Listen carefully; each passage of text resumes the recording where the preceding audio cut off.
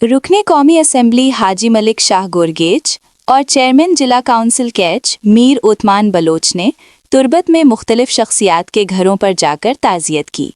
उन्होंने लवाहिकीन से दिली हमदर्दी और ताज़ियत का इजहार किया।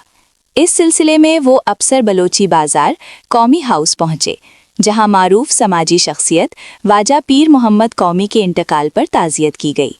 मरहूम के फर्जंद सीनियर सहाफ़ी लाल बख्श कौमी और डॉक्टर खुदा बख्श कौमी और ख़ानदान के दीगर अफराद से हमदर्दी का इजहार किया। रुकने कौमी असम्बली और चेयरमैन ज़िला काउंसिल ने मरहूम के बुलंद दर्जात के लिए फातिहा ख्वानी की।